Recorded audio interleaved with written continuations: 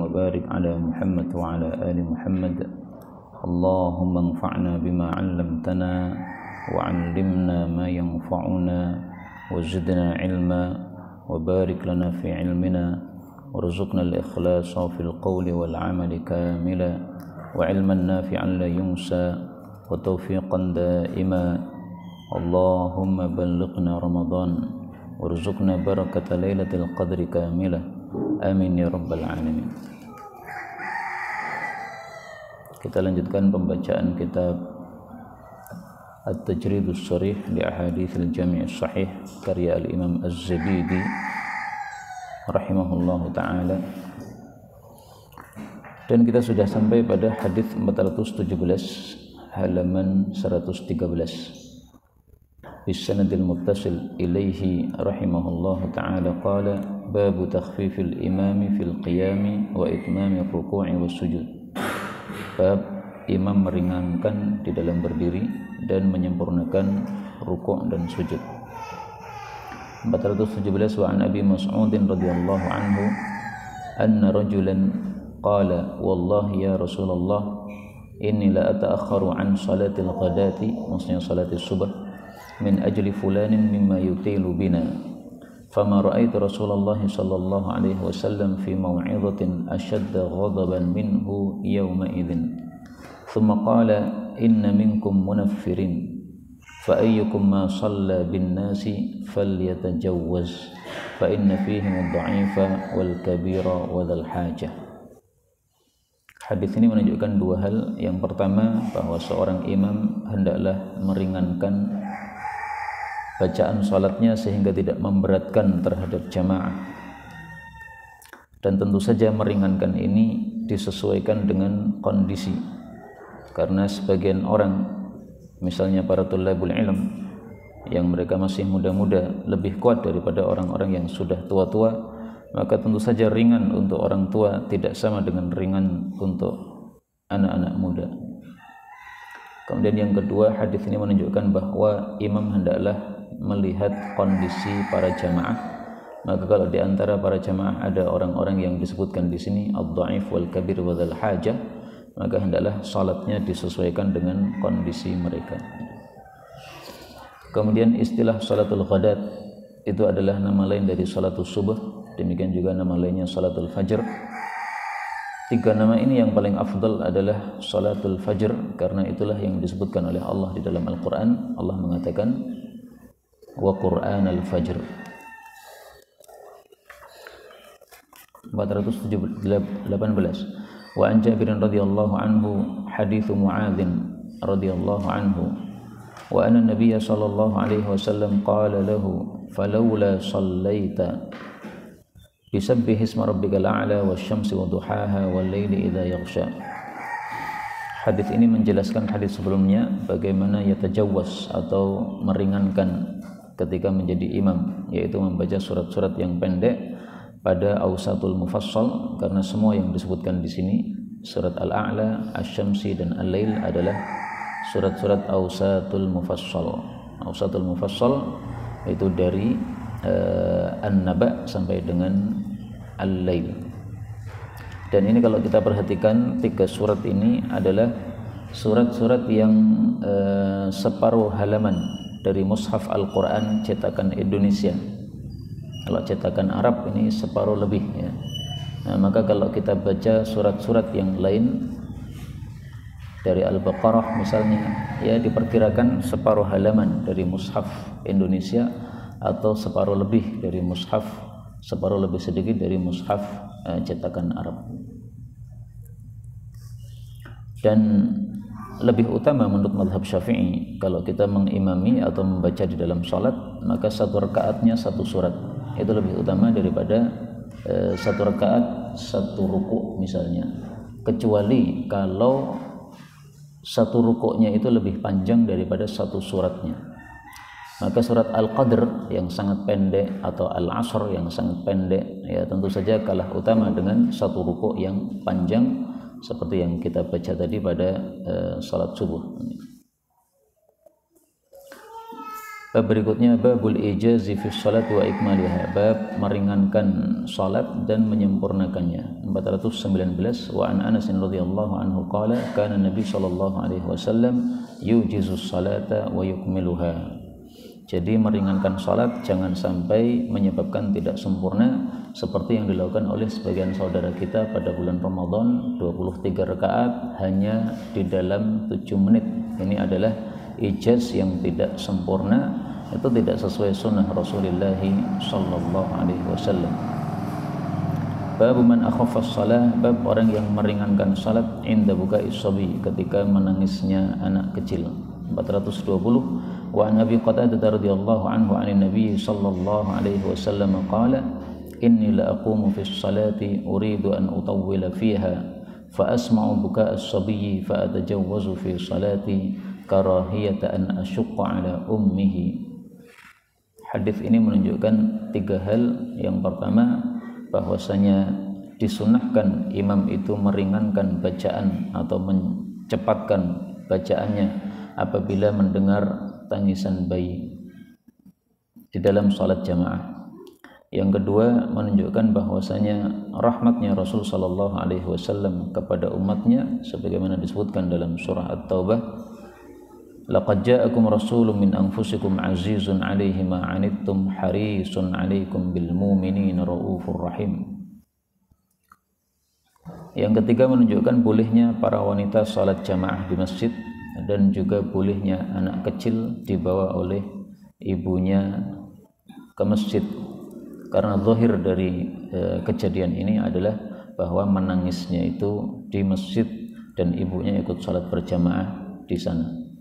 Karena kalau ibunya di rumah yang rumahnya dekat dengan Masjid Nabawi, maka tidak ada kaitannya dengan Rasul sallallahu alaihi wasallam mempercepat salat beliau ini. Bab taswiyatis sufuf, bab meluruskan shaf indal iqamah, ketika qamat, wa ba'daha, dan setelahnya. 421 wa 'an Nu'man bin Bashir radhiyallahu anhu qala qala an-nabiy sallallahu alaihi wasallam la tusawwunna sufufakum aw la yukhalifanna Allahu baina wujuhikum. Hadis ini menunjukkan 2 hal. Yang pertama, disyariatkannya meluruskan shaf, dan hukumnya diperselisihkan oleh para ulama. Mayoritas ulama mengatakan bahwa meluruskan dan merapatkan itu sunnah, tidak wajib. Karena dalam hadis yang lain Rasulullah menyebutnya termasuk tamamis shalah, kesempurnaan salat.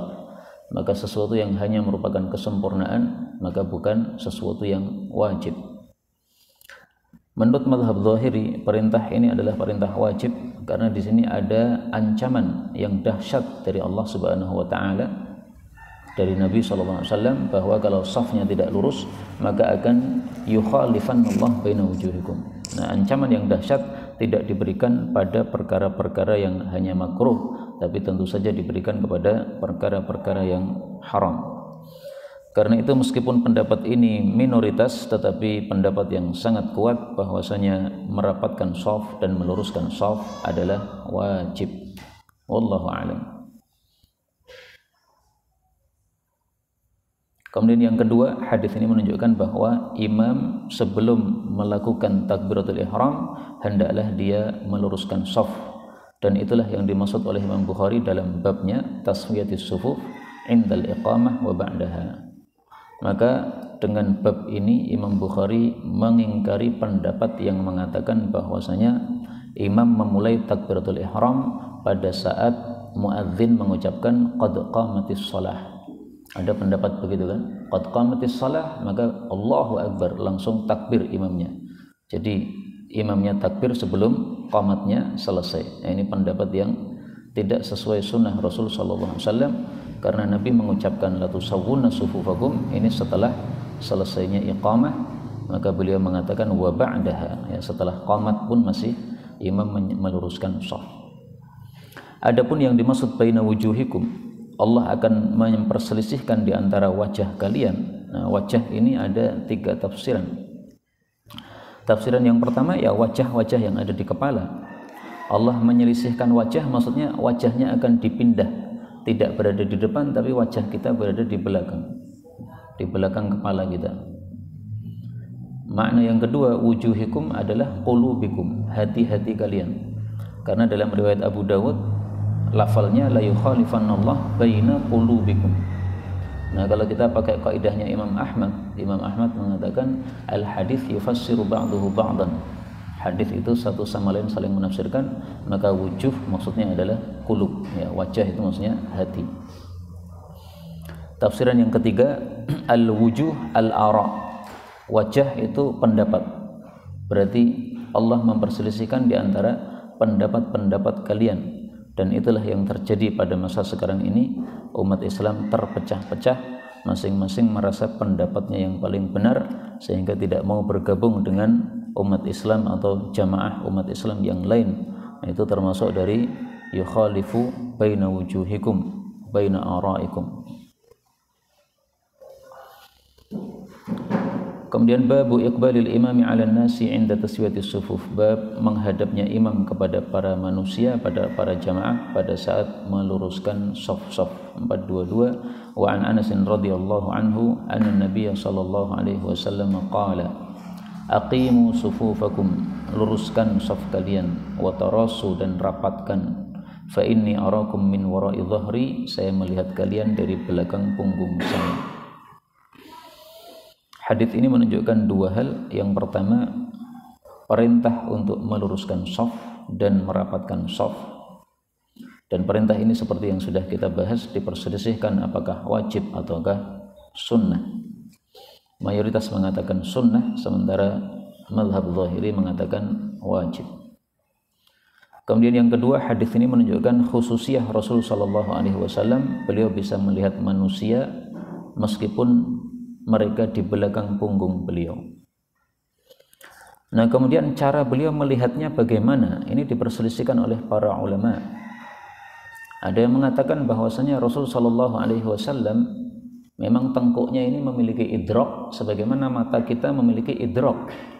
Jadi mata kita bisa memandang, maka tengkuk Nabi juga bisa memandang yang di belakang. Dan Allah mampu membuat idrak untuk apapun anggota tubuh kita. Tidak harus yang memiliki idrak itu mata. Allah menghendaki misalnya pipi memiliki idrak sehingga pipi bisa melihat, ya terserah Allah Subhanahu wa taala. Pendapat yang kedua, bahwasanya Nabi sallallahu alaihi wasallam pada punggungnya itu ada mata yang kecil yang seperti lubang jarum, dan dengan mata tadi beliau bisa melihat apa yang ada di belakang beliau, dan mata itu tidak tertutupi oleh kain. Jadi ditutupi oleh kain pun masih bisa melihat. Tapi riwayat yang mengatakan bahwa beliau memiliki mata di punggung, ini riwayat yang tidak sahih dari Rasulullah sallallahu alaihi wasallam.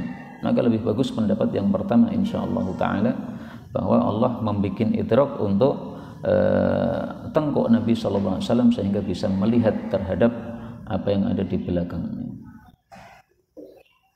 Dan khususiyah Nabi sallallahu alaihi wasallam sudah pernah kita bahas, ada 4 macam.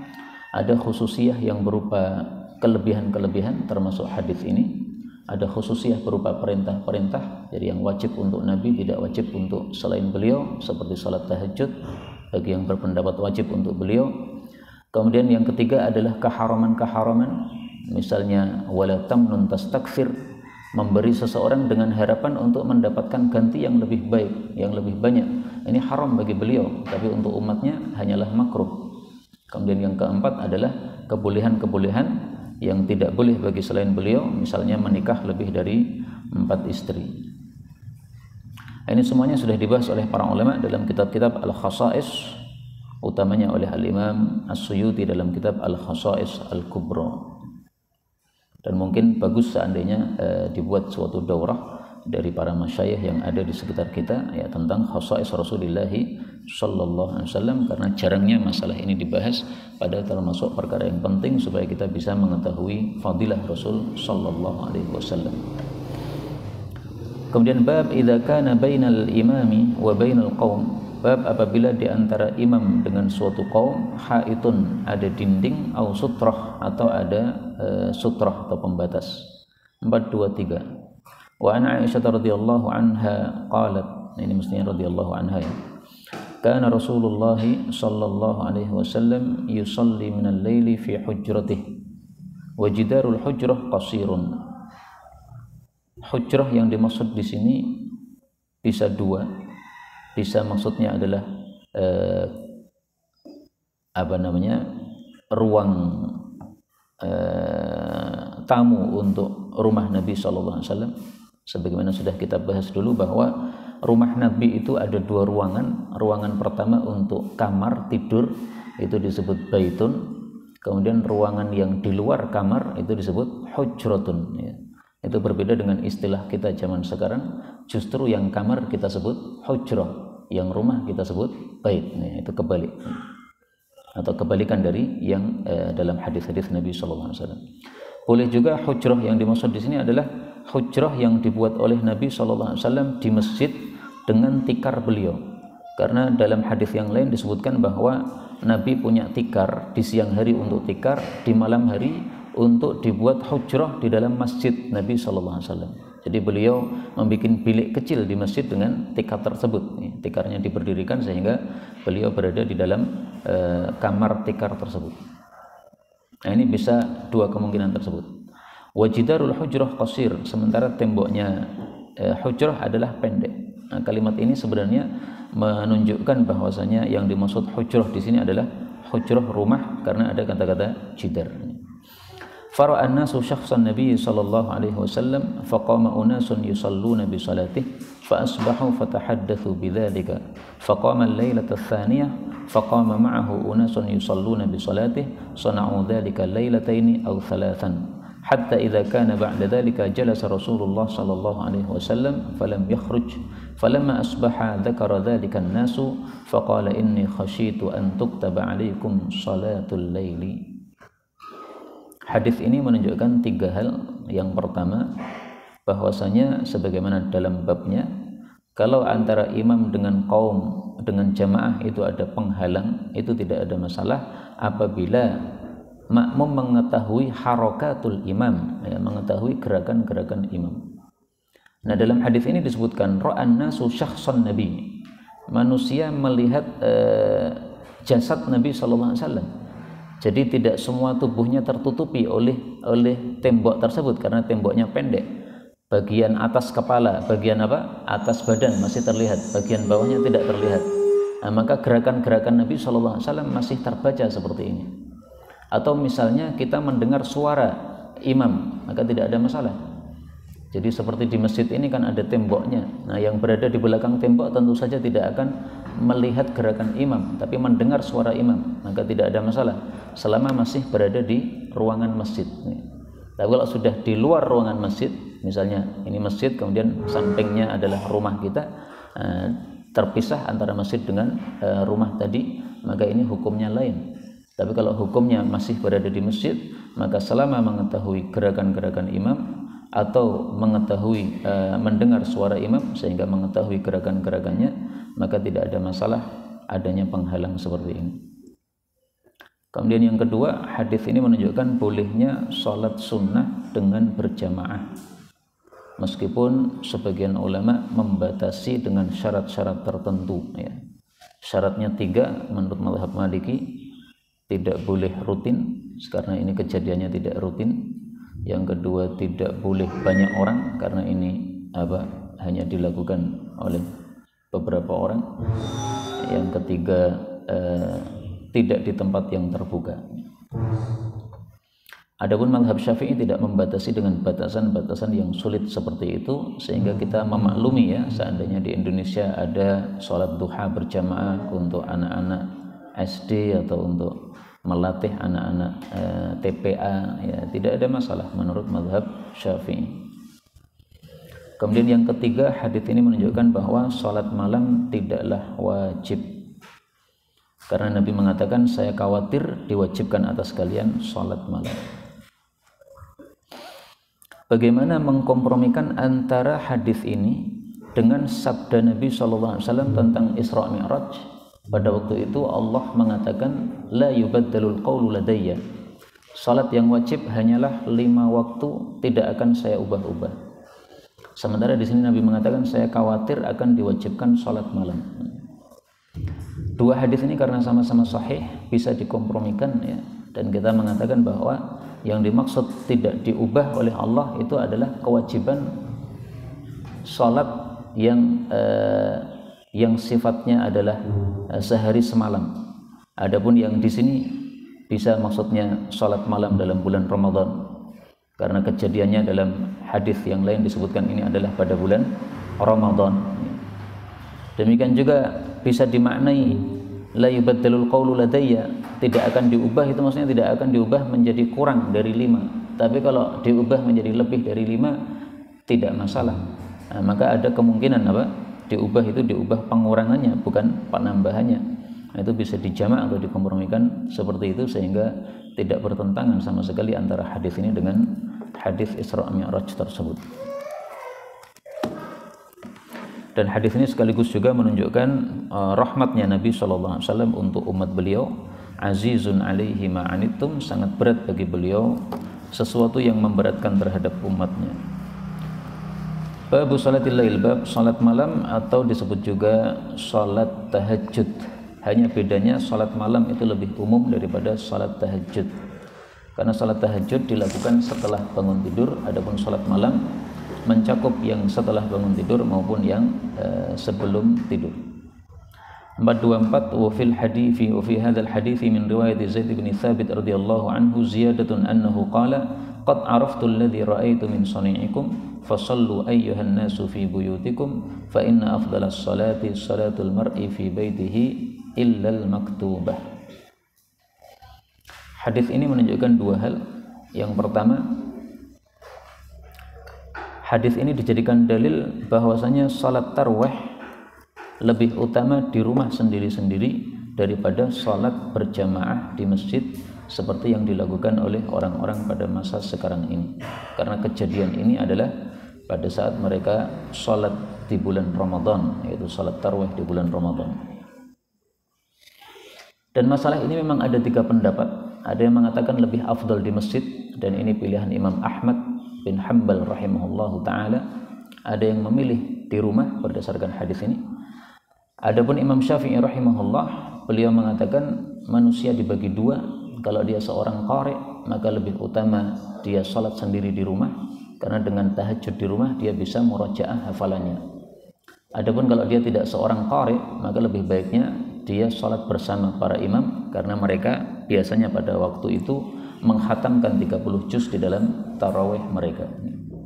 Nah, kalau sekarang saya nggak ngerti bagaimana Imam Syafi'i berfatwa ya, karena rata-rata orang sekarang tarawihnya tidak menghatamkan 30 juz, tarawihnya masih hanya kulhu dan sebagainya. Nah, maka paling bagusnya di pesantren seperti ini ya kita lakukan seperti yang dilakukan oleh para salaf. Kalau kita adakan tarawih, ya tarawihnya yang seperti mereka, yaitu menghatamkan 30 juz dalam 1 bulan tersebut. Yang kedua, hadis ini menunjukkan bahwa salat sunnah apabila dilakukan di rumah maka pahalanya lebih besar. Itulah makna dari afdal ya, lebih utama, maksudnya lebih banyak pahalanya. Jadi kata-kata afdal, demikian juga kata-kata ahabbu ilallah, itu maknanya adalah aktsaru thawaban, lebih banyak pahalanya apabila itu membahas masalah amalan-amalan manusia. Yang semakna dengan maktubah, yaitu salat fardu, adalah salat-salat yang disyariatkan berjamaah, maka tetap lebih afdal di masjid daripada di rumah.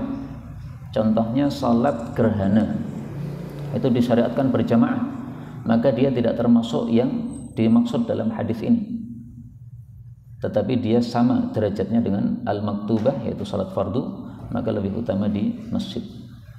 Meskipun salat gerhana di rumah sendiri juga sah, tetapi lebih afdal di masjid. Bab raf'il yadaini fi takbiratil ula, bab mengangkat kedua tangan pada takbir yang pertama, yaitu takbiratul ihram, ma'al iftitah, bersama iftitah, sawaan, bareng. Maksudnya mengangkat tangannya dengan takbirnya itu bersamaan. Allahu Akbar. Sehingga para ulama mengatakan memulai Allahu bersama dengan mengangkat tangan dan mengakhiri bar bersama dengan menurunkan tangan. Allahu Akbar. Ini yang paling bagus menurut mazhab Syafi'i. Dan inilah pendapat Imam Bukhari sesuai dengan mazhab Syafi'i dalam bab ini ya. Sehingga sebagian orang berpendapat Imam Bukhari itu mazhabnya Syafi'i. Tapi memang Imam Bukhari ini unik ya. 4 mazhab semuanya mengaku bahwasanya Imam Bukhari memilih mazhab mereka. Tapi kalau kita buktikan di dalam bab-bab Imam Bukhari, ini seringkali beliau menyimpang dari sebagian 4 mazhab, menyimpang dari mazhab Syafi'i, ada menyimpang dari mazhab Hambali, ada. Jadi ada yang sesuai dengan mazhab mereka, tapi ada juga yang tidak sesuai dengan mazhab mereka. Maka yang benar adalah Imam Bukhari adalah mujtahid mutlak sebagaimana para ashabul madzahibil arba'ah yang lain.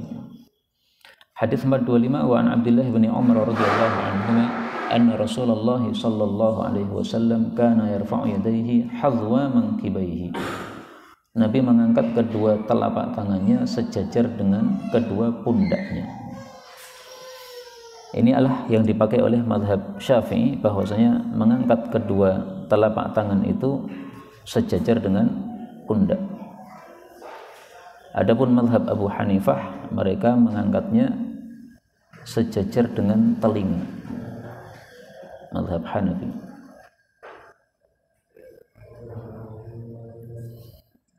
Sebenarnya dua riwayat itu sama-sama sahih, bahwa Nabi mengangkat sejajar pundak maupun sejajar telinga, sehingga bisa dikompromikan. Dan inilah mazhab yang ketiga ya. Bahwasanya mengangkat kedua telapak tangan, bagian atasnya sejajar dengan telinga, bagian bawahnya sejajar pundak, dan bagian ibu jarinya sejajar dengan cuping. Sejajar ya, tidak disentuhkan. Adapun menyentuhkan ibu jari pada cuping telinga, maka tidak ada satupun hadis yang sahih padanya, sebagaimana dijelaskan oleh Asy-Syaikh Al-Albani dalam kitab Sifat Salat Nabi. Nah, ini sering saya jelaskan. Kenapa? Karena dulu di pesantren saya diberitahu sunnah Nabi kalau salat mengangkat tangan itu jari ibu jarinya menyentuh cuping telinga. Dan ini saya lakukan bertahun-tahun, karena ya namanya santri taat kepada apa yang disampaikan guru. Tapi kemudian setelah membaca sendiri, lebih banyak yang dibaca, sehingga bisa menentukan bahwa itu memang tidak ada satupun hadis yang sahih, sebagaimana ditahqiq oleh Asy-Syaikh Al-Albani rahimahullahu taala. Maka mengangkat sejajar dengan cuping ini tidak sama dengan menyentuhkan ya, ibu jari dengan cuping. Sejajar tidak sama dengan menyentuhkan. Baik, kemudian idza iftataha shalah, apabila itu membuka salat, yaitu maksudnya takbiratul ihram. Wa idza kabbara lirruku' wa idza rafa'a ra'sahu min ar-ruku' rafa'ahuma kadzalika aidan wa qala sami Allahu liman hamidah rabbana walakal hamdu wa kana la yaf'alu dzalika fi sujud. Nabi tidak mengangkat tangan pada saat sujud. Yang dimaksud pada saat sujud ini adalah ketika turun kepada sujud maupun ketika bangkit dari sujud. Jadi ringkasnya, semua gerakan di dalam sholat itu semuanya pakai mengangkat tangan, kecuali sujud, tidak mengangkat tangan, baik itu turun kepada sujud maupun naik dari sujud. Dan inilah pendapat mayoritas para ulama, bahwasanya mengangkat tangan adalah semua gerakan sholat selain sujud tadi. Menyelisih mereka mazhab Hanafi berpendapat bahwa mengangkat tangan hanya pada takbiratul ihram. Setelah itu sudah tidak mengangkat tangan lagi. Maka kalau kita lihat saudara-saudara kita di jamaah tabligh, mereka mengangkat tangan hanya di awal saja, ya dimaklumi. Mereka pakai mazhab apa? Hanafi ya. Mazhab Hanafi hanya mengangkat di awal saja. Tapi semestinya mazhab Hanafi ketika mengetahui hadis-hadis seperti ini, semestinya mereka lebih suka mengikuti hadis daripada mengikuti mazhab. Dan itu yang dilakukan oleh beberapa ulama besar dari mazhab Hanafi. Mereka gara-gara melakukan hadis ini, akhirnya ditinggalkan oleh umat mereka. Tapi ada seorang ulama barusan meninggal, namanya Syekh Yunus Al-Jonfuri. Beliau menulis kitab Syarah Bukhari. Jadi ulama kontemporer tapi juga menulis Syarah Bukhari.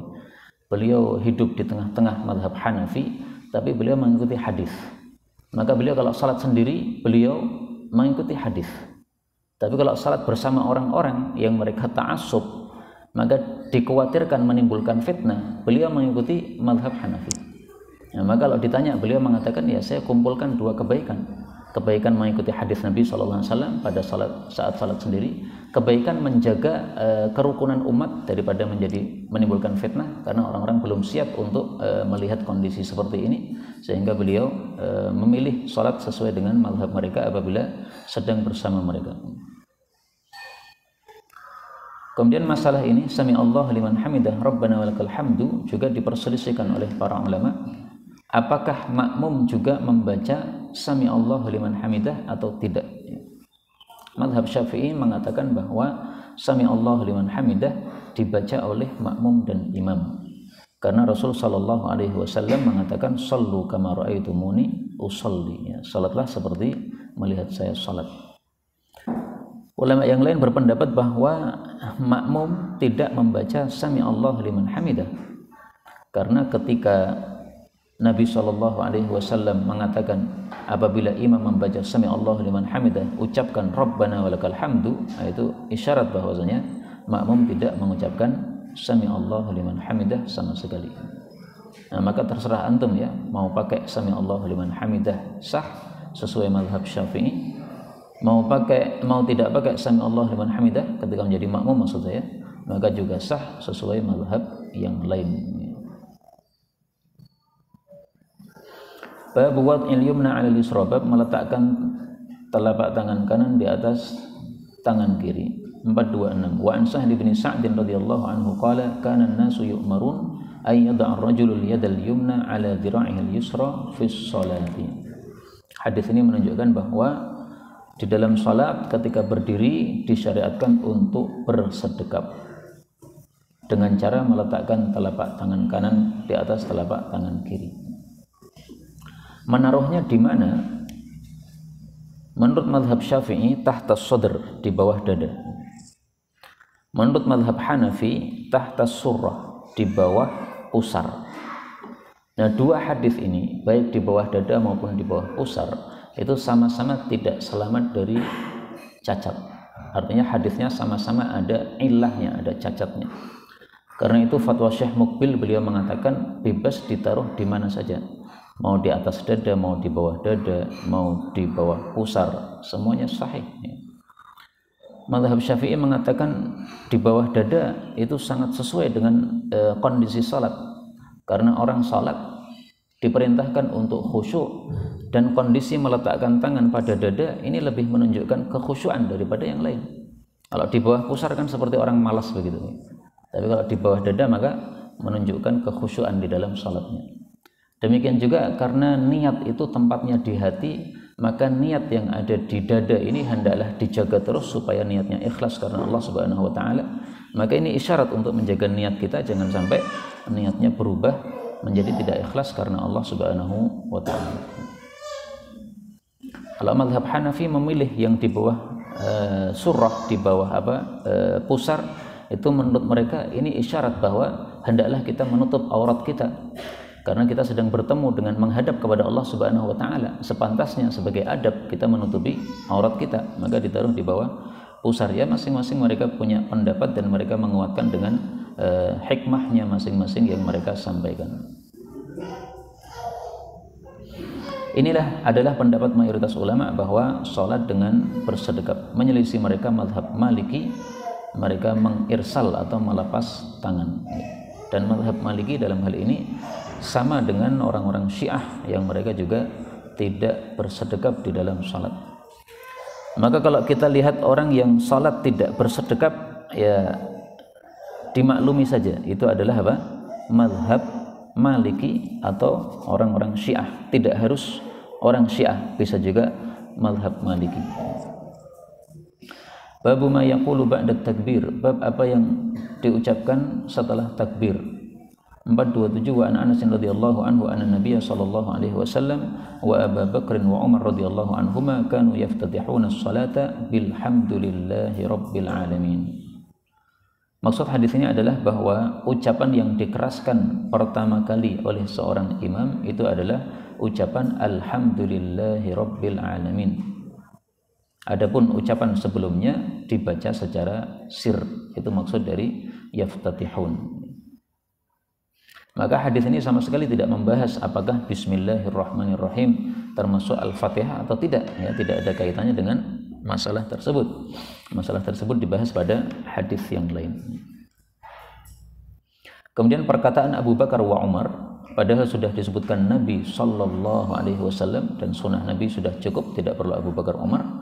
Itu tujuannya adalah bahwasanya sunnah ini belum atau tidak mansuh, karena ada sunnah-sunnah Nabi yang mansuh, diajarkan oleh Nabi di awal Islam, setelah itu kemudian dimansuh. Maka disebutkannya Abu Bakar Umar ini tetap ada manfaatnya, ya. Jadi bukan sia-sia seorang perawi ketika menyebutkan masalah seperti ini.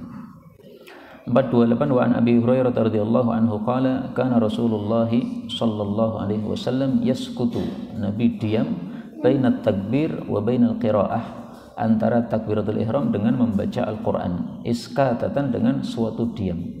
Yang dimaksud diam di sini adalah diam dari menjaharkan atau mengeraskan suara. Adapun diam total ya bukan yang dimaksud di sini, karena di sini nanti akan dijelaskan diamnya itu membaca apa. Dari sisi ilmu bahasa, iskatatan ini disebut sebagai masdar yang syadz, ya, karena biasanya sakata yaskutu sukutan, bukan iskatatan. Faqultu bi abi wa ummi ya Rasulullah iskatuka bainat takbir wal qiraah ma taqul? Qala aqulu Allahumma ba'id baini wa baina khataayaya kama ba'adta bainal masyriqi wal maghribi. Allahumma naqqini minal khataaya kama yunaqqa ath-thawbul abyadu minad danas. Allahumma ighsil khataayaya bil ma'i wath thalji wal barad. Ini adalah doa iftitah yang paling sahih. Karena itu ini yang dipilih oleh guru-guru kami pada waktu MI, ya, memakai doa iftitah seperti ini karena hadisnya paling sahih. Adapun iftitah yang paling pendek adalah yang diriwayatkan oleh Ibnu Khuzaimah, as'alullah min fadlih, aku minta kepada Allah karunia-Nya. Adapun doa iftitah yang paling dahsyat adalah doa iftitah yang menyebabkan pintu langit terbuka, yaitu bacaannya apa? Allahu akbar kabira walhamdulillahi katsira wa subhanallahi bukratan wa asila. Nah, itu menyebabkan pintu langit dibuka. Kalau sudah pintu langit dibuka, maka doa kita cepat mustajab. Karena itu ya kita baca semua yang sahih dari Nabi sallallahu alaihi wasallam. Kadang membaca yang paling sahih, kadang membaca yang paling pendek, kadang membaca yang paling dahsyat manfaatnya untuk membuka pintu langit. Kemudian hadis ini menunjukkan bahwa Nabi sallallahu alaihi wasallam juga punya dosa, baina khataaya, antara dosa-dosa saya. Tapi ini masalah khilafiyah. Sebagian ulama berpendapat bahwa semua nabi itu maksum dari semua dosa, dosa kecil maupun dosa besar. Sebagian lagi berpendapat bahwa maksumnya para nabi hanya dari dosa-dosa besar. Adapun dosa kecil maka mereka tidak maksum darinya. Hanya bedanya kalau para nabi berbuat dosa kecil selalu langsung diluruskan oleh Allah Subhanahu wa taala. Adapun kita-kita ini tidak ada jaminan akan diluruskan oleh Allah Subhanahu wa taala.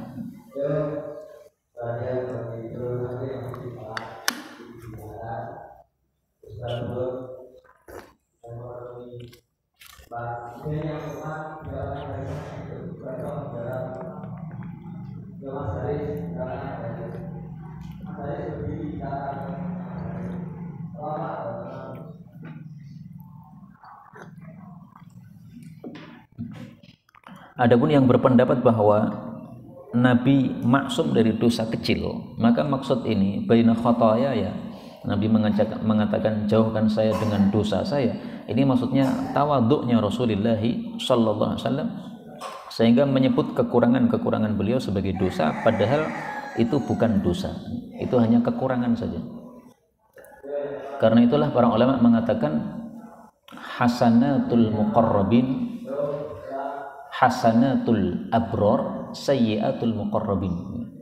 Hasanatnya orang-orang abror, amal-amal baiknya orang-orang abror, itu kadang menjadi amal-amal buruk bagi orang-orang yang muqarrabin, yang tingkatnya lebih tinggi lagi. Jadi bagi kita itu sudah hasanat, tapi bagi orang-orang muqarrabin itu dianggap sebagai sayyiat. Kenapa? Karena tingkatan mereka lebih tinggi daripada kita. Atau bisa dijawab dengan bahwasanya Nabi mengatakan khotoyaya ini ta'limun lil ummah. Ini mengajarkan kepada umat bagaimana membaca doa pada waktu iftitah ini. Jadi sebenarnya beliau nggak punya dosa, tapi supaya kita minta ampun dari dosa-dosa kita, beliau mengajari dengan doa ini. Kemudian hadis ini menunjukkan bahwa doa iftitah dibaca pada saat sholat secara umum, baik itu sholat fardu maupun sholat sunnah, dan ini adalah mazhab mayoritas para ulama.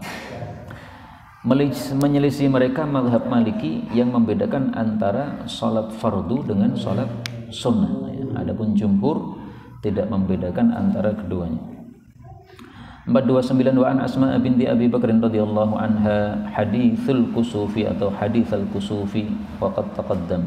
430 wa fi hadhihi riwayah qala qaddanat minnil jannah hatta law ijtara'tu 'alaiha laji'tukum bi kitafin. Kitaf itu petian, buah-buah yang dipetik, min kitafiha wa danat minin nar hatta qultu ay rabbi wa ana ma'ahum fa idza imra'atun hasibtu annahu qala takhdisuha, mencakarnya, hirratun, kucing.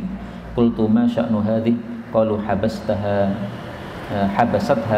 hatta matat ju'an la at'amatha wa la arsalatha ta'kulu min khashishi aw qala khashashil ardi.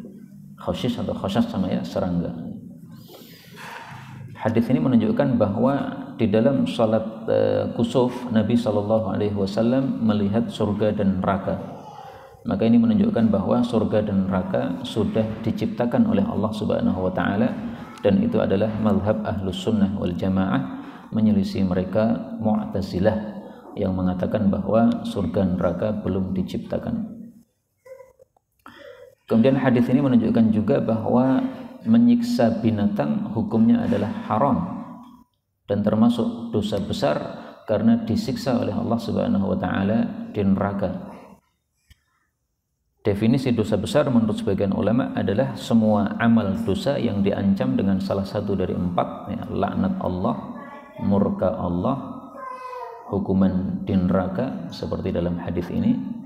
Kemudian yang keempat adalah hukuman had di dunia.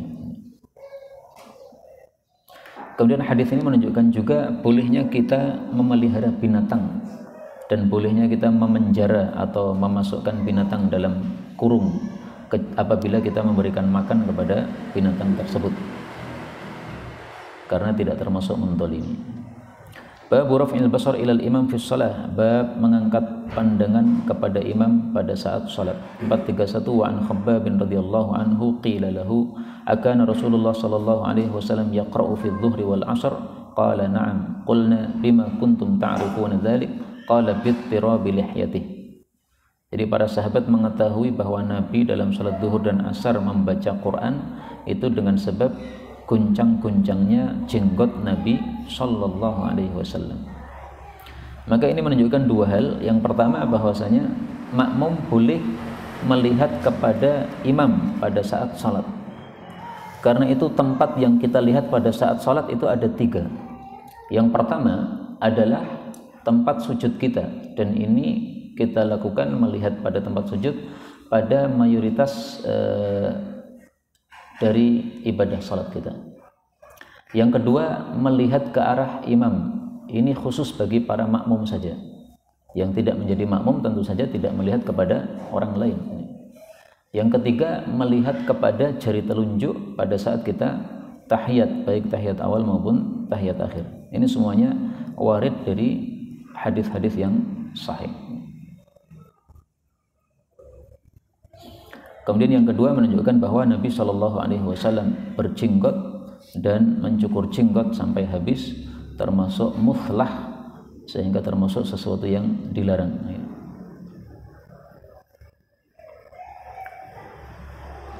Bab raf'il basar ila sama' fi shalah, bab mengangkat pandangan ke langit pada saat salat.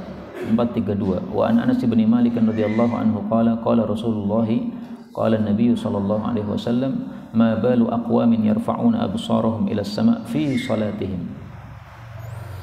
Kenapa kaum-kaum itu mengangkat mata mereka ke arah langit pada saat salat?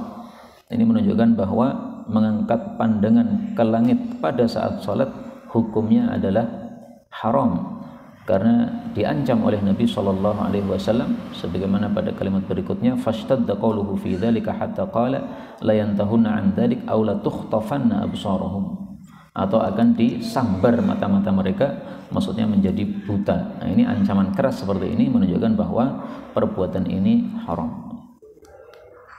Adapun kalau mengangkat pandangan ke arah langit pada saat berdoa di luar salat, setelah salat misalnya, atau pada saat kita susah kemudian kita berdoa sambil melihat ke langit, maka pendapat mayoritas ulama membolehkan hal tersebut, karena langit adalah kiblatnya doa, sebagaimana Ka'bah adalah kiblatnya orang salat.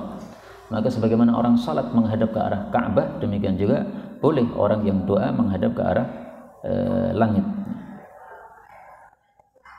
Dan itu biasa kita lihat pada orang-orang yang dalam kondisi terdesak, ya, saking dahsyatnya mereka berdoa sampai menghadapkan wajahnya ke langit seolah-olah menunggu segera turunnya rahmat Allah Subhanahu wa taala kepadanya. Kemudian yang dimaksud tukhtafanna absarahum, mata mereka disambar, ini menurut pendapat yang masyhur maksudnya adalah dibikin buta oleh Allah Subhanahu wa taala. Ada lagi yang mengatakan bahwasanya dikhawatirkan matanya terkena sinar dari malaikat-malaikat yang membawa rahmat bagi orang-orang yang salat tadi, sehingga akan termadarati oleh sinar-sinar malaikat tersebut. Tapi pendapat ini dianggap dhaif oleh para ulama. Yang benar adalah tadi, ya, ancaman untuk dibikin buta, sehingga ini menunjukkan haramnya hal tersebut. Babul iltifat fi shalah, bab menoleh pada saat salat. 433 wa an Aisyah radhiyallahu anha qalat sa'altu Rasulullah sallallahu alaihi wasallam 'anil iltifat fi shalah faqala huwa ikhtilasun yakhtalisuhu syaitan fi salatil 'abd. Itu adalah satu curian yang setan mencurinya dari salat seorang hamba. Menoleh dalam salat ada 3 macam. Yang pertama, menoleh dengan pandangan mata saja. Ini diperbolehkan apabila kita memerlukan, karena dilakukan oleh Rasulullah sallallahu alaihi wasallam pada saat beliau melakukan perang, kemudian berada di lembah, mengutus sebagian sahabatnya untuk menjaga di pojok lembah atau di pintu lembah. Maka pada saat sholat subuh beliau sambil lirik-lirik ke arah kanan, ke arah kiri untuk melihat kondisi di mana sahabat saya yang saya utus kok tidak kembali-kembali, apakah ada musuh yang akan menyerang. Nah, maka ini diperlukan, tidak ada masalah. Yang kedua, menoleh dengan wajah, dan ini dilakukan oleh Abu Bakar As-Siddiq pada saat mengimami, kemudian orang-orang membaca tasbih atau bertepuk tangan, ya, maka Sayyidina Abu Bakar kemudian menoleh, ada apa ini kalau orang-orang bertepuk tangan. Maka ini juga boleh apabila sangat-sangat diperlukan, sebagaimana kondisi Sayyidina Abu Bakar tadi, dia harus menoleh. Yang ketiga, menoleh dengan badan. Nah, maka kalau yang menoleh adalah badannya tidak lagi menghadap ke arah kiblat, maka sholatnya batal.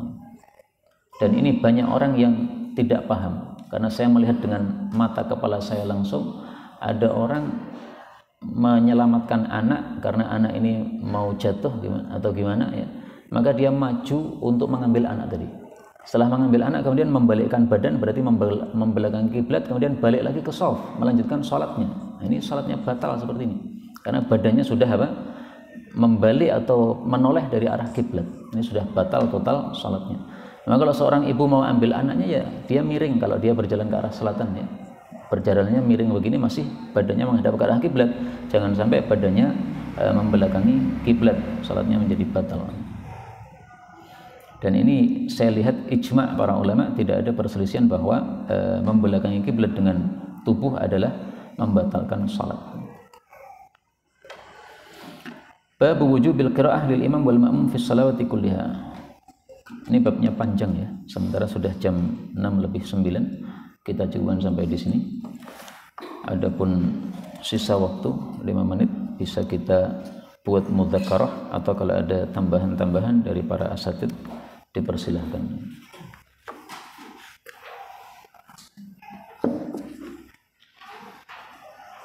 Fadhil.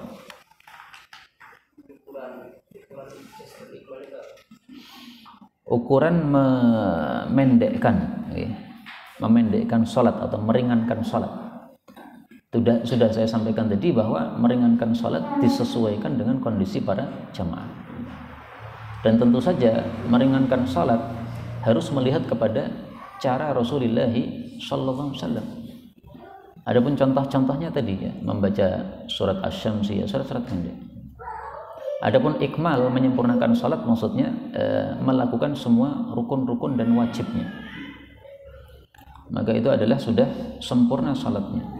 Adapun kalau tumakninahnya atau rukunnya, termasuk rukun ini ya, tumakninah, ditinggalkan, maka berarti tidak menyempurnakan salatnya.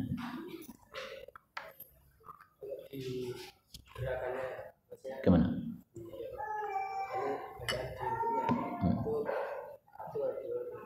Tumakninah itu definisinya adalah apabila seseorang membaca dengan bacaan satu kali tasbih subhanallah, itu tumakninah. Maka ruku' yang wajib adalah satu kali tasbih subhanallah bihamdih, itu udah tumakninah. Adapun 3 kali dalam hadis disebutkan wadzalika adnahu, itu yang paling minim, itu maksudnya minim dari kamal ya. Adnal kamal, minim dari sempurna itu 3. Adapun minim yang betul-betul minim yang tidak sah kecuali dengannya adalah satu kali tasbih. Maka para ulama fikih mengatakan at-tuma'ninatu qadru tasbihatin. Tumakninah adalah sekitar membaca satu kali tasbih subhanallah, itu udah tumakninah. Mengapa?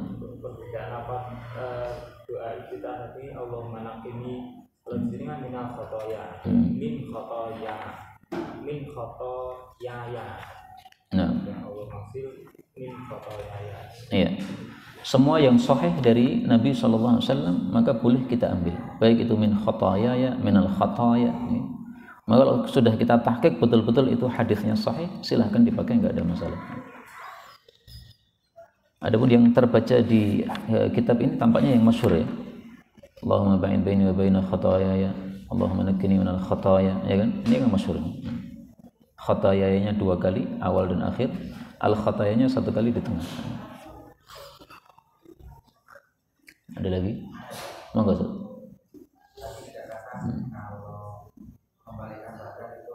Salatnya batal.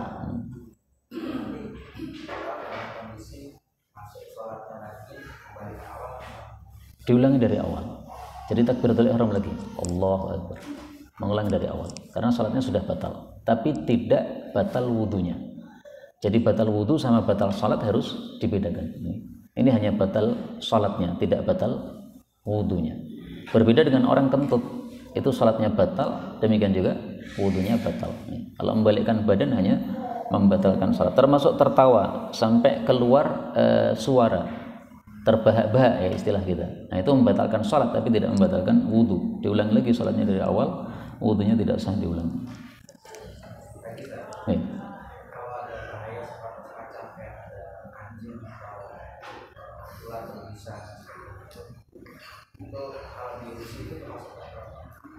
Kita memukul. Ya, memukul boleh. Tapi sebagaimana kaidah para ulama bahwa semua madarat yang kita temukan itu dihadapi dengan akhaf, yang paling ringan. Kalau 1 kali pukul sudah mati, maka jangan 2 kali pukul. 2 kali pukul sudah mati, jangan 3 kali pukul, dan seterusnya. Tapi kalau ularnya lari kemudian kita kejar, nah ini salatnya batal. Maka cukup mematikan ular di tempat kita salat saja. Jangan lari sambil membawa pentung, ya salatnya sudah batal sudah. Karena sudah apa? Sudah membelakangi arah kiblat atau iltifat dengan badan. Ada lagi? Enggak. Mengurung kucing tadi kan. Kalau membunuh kucing karena itu sering motori masjid.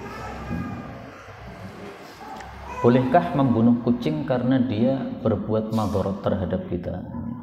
Kalau saya sarankan tidak dibunuh, tapi dipindahkan ke tempat lain. Kalau orang-orang itu katanya mindahkan kucing di pasar. Saya tanya kenapa dipindah di pasar? Karena tidak akan mati di pasar, banyak makanan. Nah, saya cocok nih. Karena kalau dipindahkan di kampung sebelah nanti akan mengganggu orang kampung. Gitu. Tapi dipindahkan di pasar. Wallahu a'lam. maka tidak saya sarankan untuk dibunuh. Meskipun ada kaidah ad-darar yuzal, madarat itu boleh dilenyapkan. Nah, tapi lenyapkannya kan tidak harus membunuh. Bisa dengan dipindah dan sebagainya tadi. Atau kalau bisa dididik kucing itu sebagaimana supaya tidak mengotori. Karena sebenarnya hewan itu menerima didikan.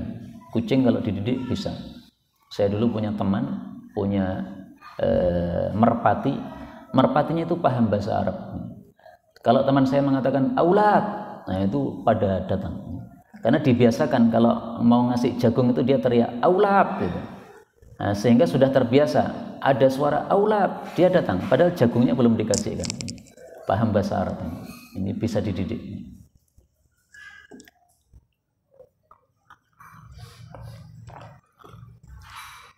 Ada lagi?